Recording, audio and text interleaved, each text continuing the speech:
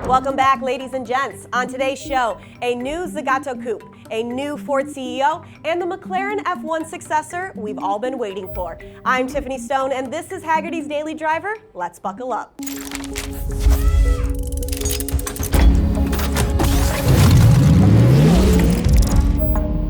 Zagato has been designing and building cars since 1919. The coach builder usually rebodies existing exotic cars to make them look more unique. This Zagato V12 is based on an Aston Martin Vantage. Well, they just unveiled this though, the Zagato Iso Rivolta GTZ. It's a tribute to the Iso Rivolta AC3 of 1963, which had an Italian body but an American V8. The new GTZ follows that formula. It looks retro, but with a carbon fiber body and the supercharged V8 from the C7 Corvette Z06, the performance should be up to modern standards. Now, only 19 of them will be built, so if you want to stand out, here's your chance. In industry news, Ford is getting a new CEO. After only 2 years as president, Jim Hackett will step down, replaced by current COO Jim Farley. Now, Hackett joined Ford's board of directors in 2013, moving up to president in 2017. It was under his watch that Ford announced it would stop selling passenger cars like the Taurus and Fiesta and focus on crossovers and SUVs. Though we did get the Bronco under Hackett, I'll give him that one. And to be clear, Hackett knew his tenure at Ford would be brief, and he chose Jim Farley himself. So, if you're an enthusiast, you should be happy about Ford's choice, as Farley is known to be a car guy through and through. Farley will take over in October and oversee the launches of the new F-150, Mach-e, and Bronco. Not a bad way to start. But the big story this week is the unveiling of this, the Gordon Murray Automotive T50. Now, the lightweight supercar is powered by a naturally aspirated 4-liter V12 producing 653 horsepower.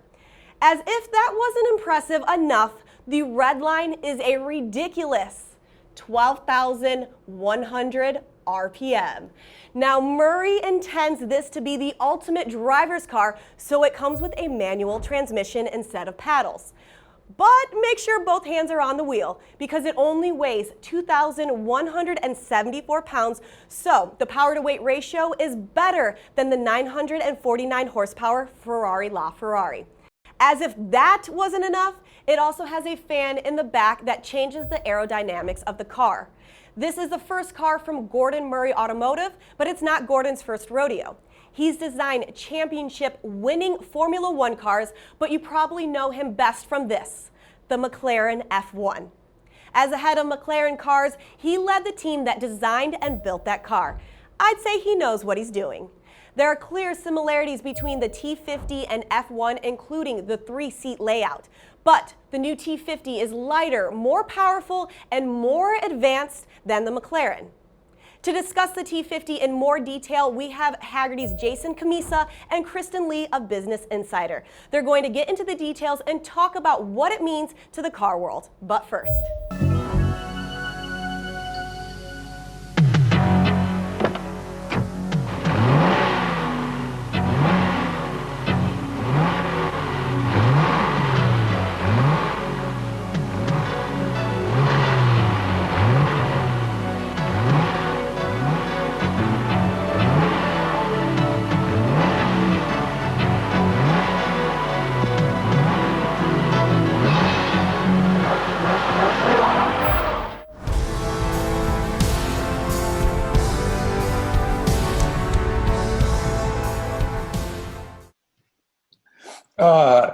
Sorry.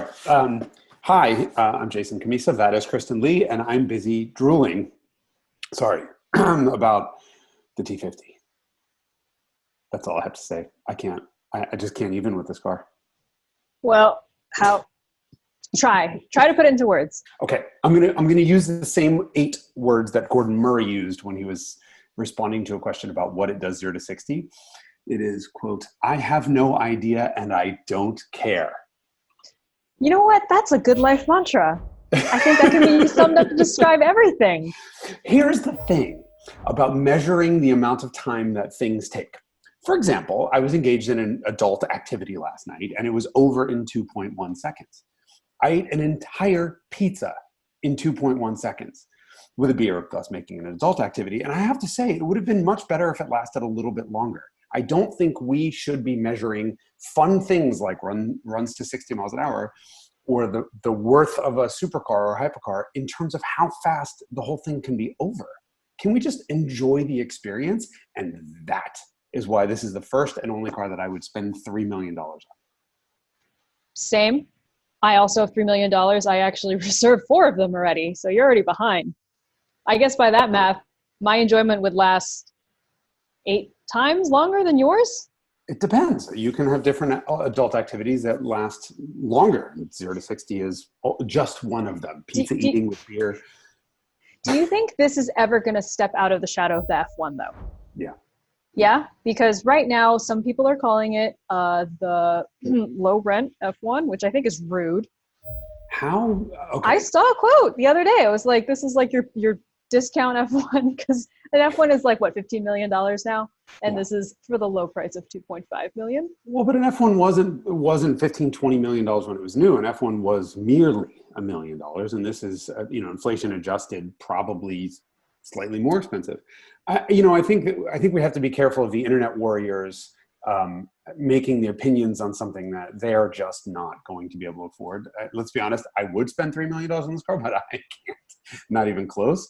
But I can definitely put myself in the mindset of someone who has an F1, for example, and who wants an analog great sports car. And there is no other choice. What else are you going to buy? The other amazing thing is it's lighter than the F1 by about 400 pounds. Yeah. It's got the same 3-seat setup. It has all this other modern safety wizardry on board, and it's still lighter somehow, and it makes just about the same power. Revs way higher, still a manual, all that other stuff. But then you have all the aero and everything. I don't know how they trimmed down all of that weight. It was like engine, transmission, seats, but it's incredible that they were able to do that. This is one of those cars that does the same thing that the ND Miata did, which is prove the entire industry wrong, that things don't have to get heavier. Look, the F1's engine was heavy. It was heavy. It was heavier than its targets. BMW's V12 was never designed to be the ultimate lightweight V12. This one is. Mm-hmm. And so when you start with an engine and then a bespoke transmission that are all dedicated to lightweight, plus material science has moved on in 30 years, we have a car that weighs barely more than a Lotus Elise with 650 something, again, numbers don't matter, horsepower. And the fact that Gordon Murray's doesn't have to have turbos, doesn't have to have all-wheel drive, doesn't have to be concerned with being the fastest or the quickest or whatever, let's make it a great experience, is such a wonderful change for this industry. It is. I mean, I just got out of driving the GT500, and that has 760 horsepower, but it weighs like as much as a house. Mm-hmm. It's got the dual clutch and all these other things on board. It's got 4 seats. But you kind of get the feeling that they're chasing something there, right? They're chasing who? But this car is just like, this is about you. Mm-hmm. And this is about what we think you will like. And also you have to be a millionaire to buy it. So that's very un-Andy Miata. But I think I respect that, because I don't actually think there are a lot of car makers right now that are making cars that they think people will actually like to drive. They are making cars that they think people will like to talk about instead. Right.